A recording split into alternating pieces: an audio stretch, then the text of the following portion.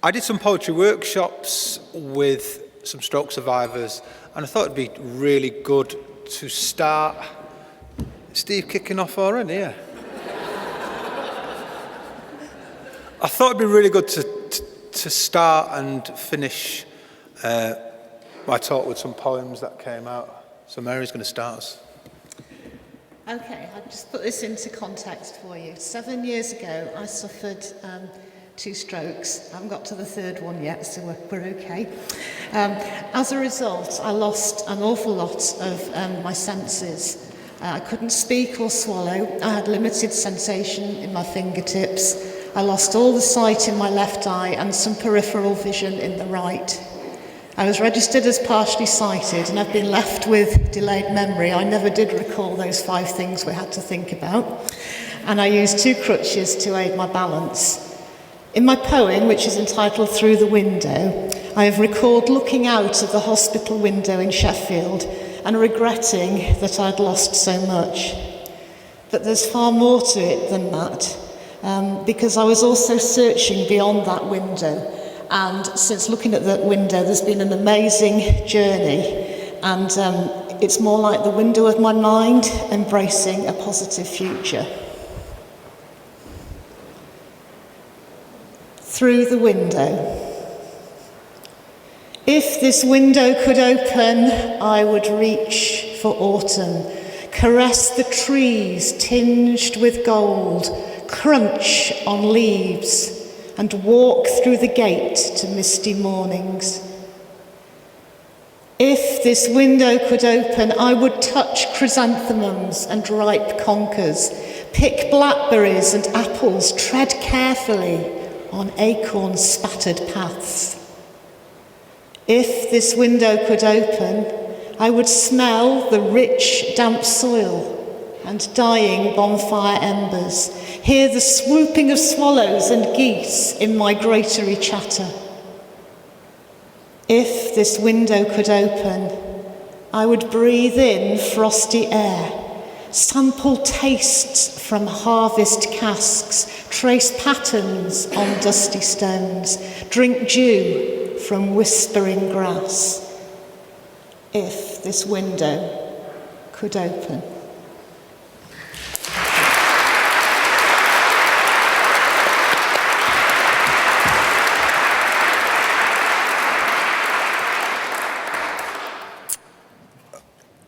I'm going to start off my talk with a poem by Seamus Heaney, who suffered from a stroke and died in the summer of last year.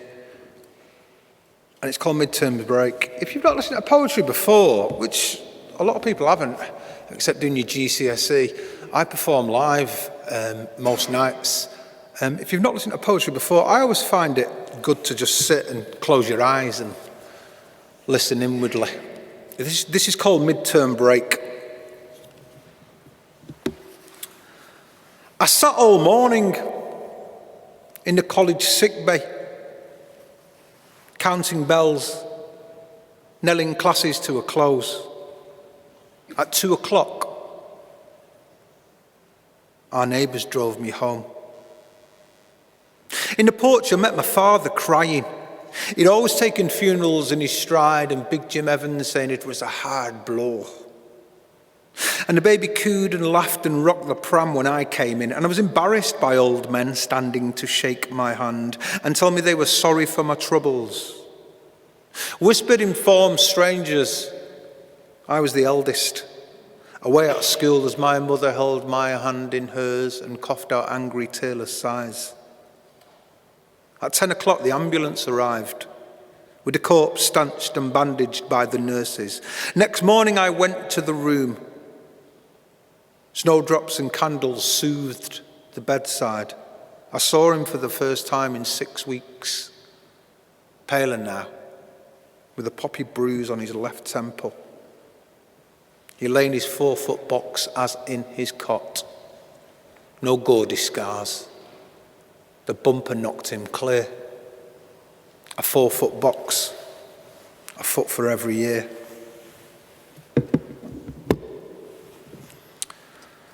I just want to start off by saying that most of the problems in my life, and I think in most people's lives, are caused by an inability to communicate. And I believe that the more we learn to communicate, the more happier and peaceful we are as individuals. And I believe poetry increases our abilities to communicate well. Like the child in the poem there, my neighbours brought me home from school at the age of 5 to my grandparents' house. Didn't know what was wrong. I could just tell by the look of everyone that there was chaos in the household and that something had happened. It was Christmas time. And we were never told anything as kids, were we really? I was about 5. And it was another 4 of us under 10. And our oldest was 12 years old, my eldest brother was 12 years old. And then we discovered that my dad had something had happened to my dad. It was never called a stroke. It was called an act of God. Or like Dr. Chris said before, a funny turn.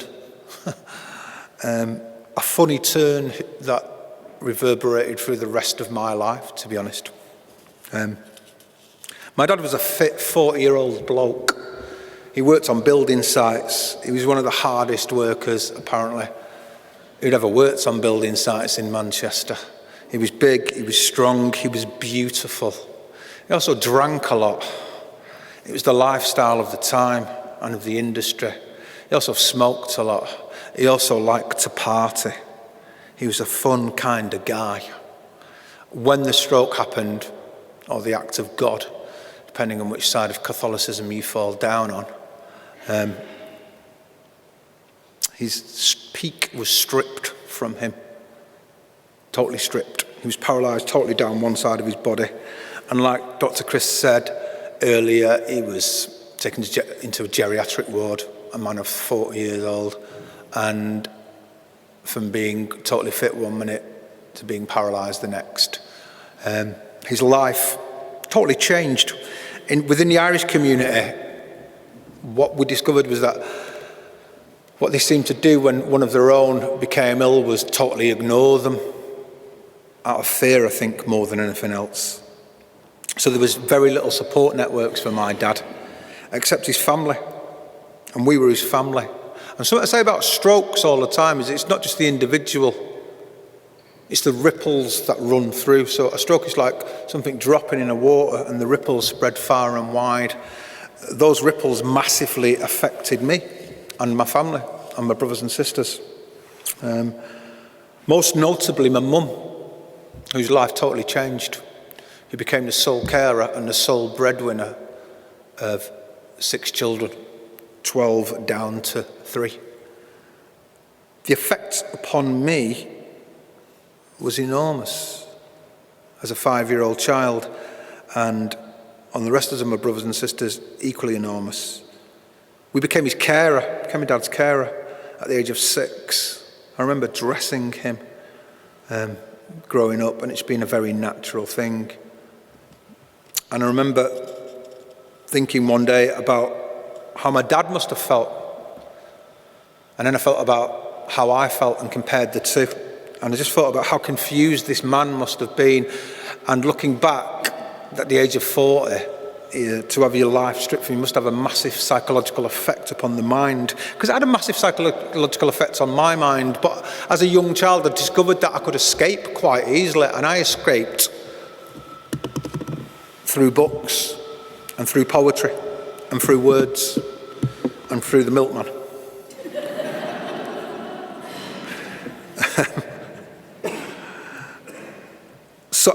Something I discovered, I'll go back to the point I made earlier about the ability to communicate. Something I discovered early on was if my head was confused in any way, I'd write things down. So I'd write things down. I'd write ideas down. These slowly became poems. And these poems in lots of ways saved my life. And someone who I got into really early was Seamus Heaney, who we always saw as my poetry dad. He was quite similar to my dad. He physically looked like him. He sounded like him. He didn't swear as much though. His poems were a bit more succinct. I'm going to read you a poem Seamus wrote. about his stroke. I'm going to intermittently jump in and out of poems because I feel more comfortable reading poems than I do actually talking, to be honest. Had I not been awake,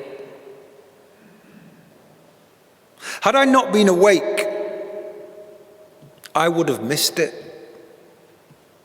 A wind that rose and whirled until the roof pattered with quick leaves off the sycamore and got me up, the whole of me a patter, alive and ticking like an electric fence.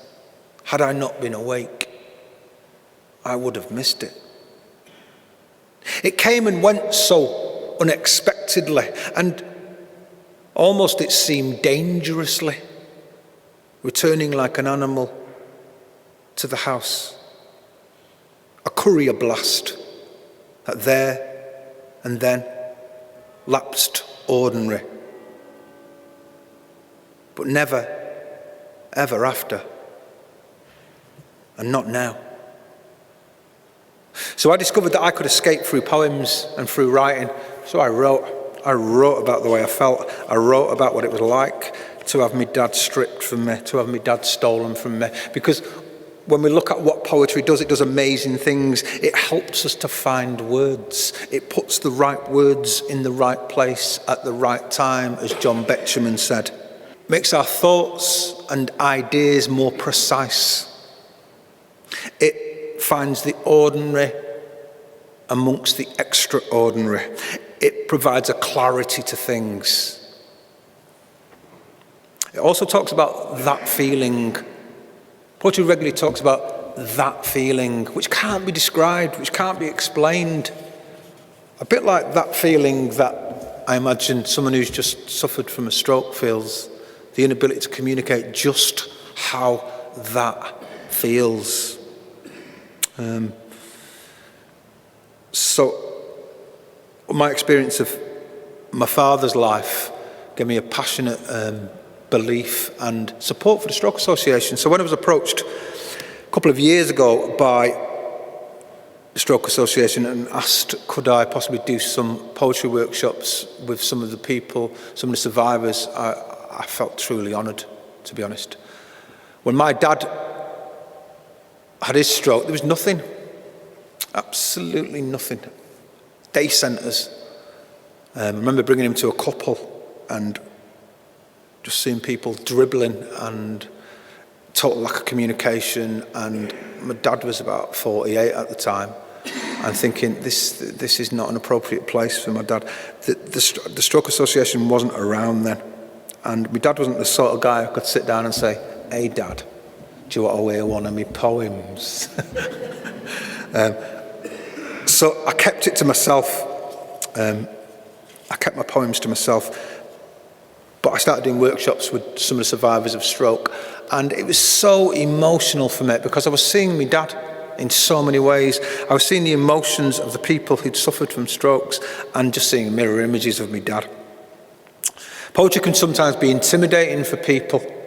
It's a little word with big connotations. So I introduced it very gradually.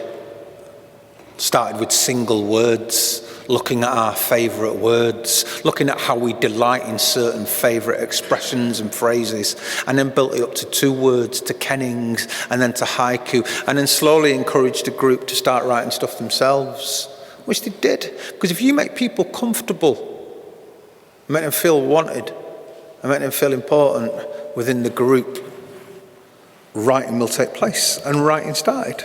And from the group, well, we just did one of Mary's there, which, don't get me wrong, we didn't always start on, let's write a poem about having a stroke. It'd be a pretty bad approach. We did it a little bit more subtle. Well, I didn't do it at all, to be honest, because what happens is, after a bit, people naturally talk about what the important things are to them. And some of the stroke poems are the things that come out. It was a wonderful opportunity. It was great fun.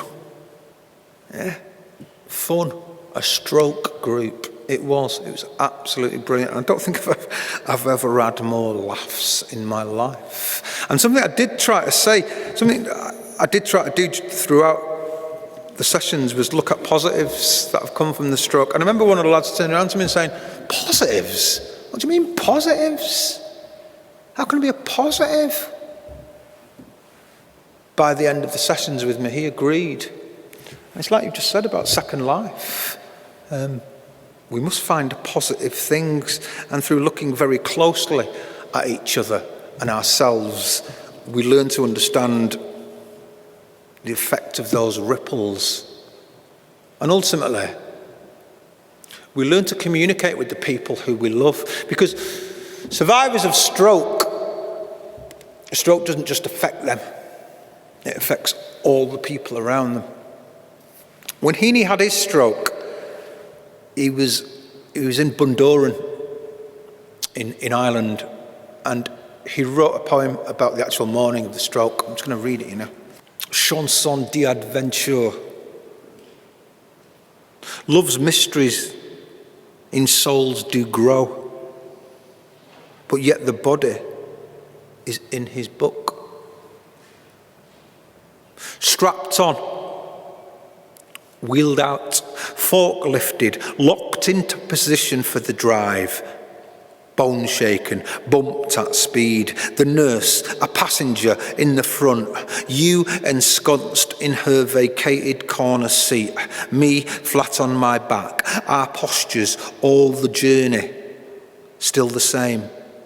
Everything and nothing spoken, our eye-beams threaded laser fast, no transport ever like it until then. In the sunlit cold of a Sunday morning ambulance, when we might, oh my love, have quoted done, on love on hold, body and soul apart. I love the way he differentiates between the body and the soul, and I think the Science Stroke Art event is essential because it's captured totally in that poem. He talks about the body and the soul, two very separate entities. The body carries the soul. The soul is where our emotions are.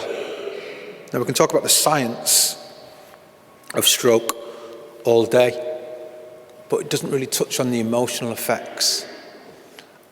That's why I've loved doing these workshops, because it has given survivors of stroke to talk about the emotional effects of having a stroke, and ultimately to communicate them to the people who they love, to the wives, to the children, to the families.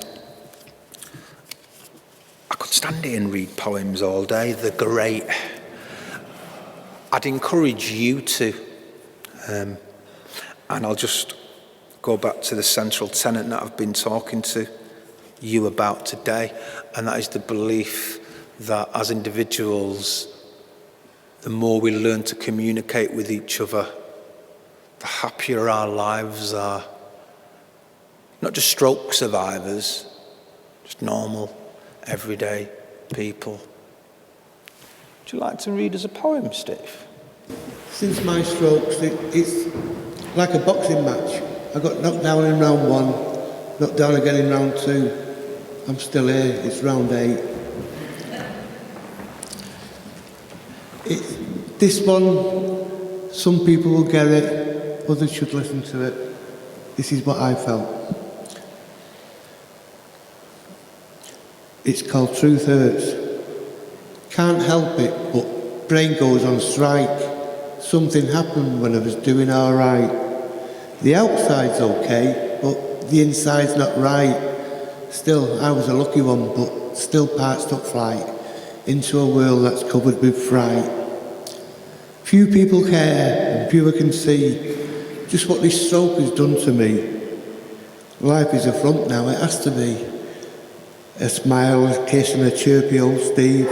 It's only what they're expecting of me. The struggle annoyingly won't go away, so the face goes on for another day. If they only knew, instead they only see just how bad this shit is for me. Sorry about the language.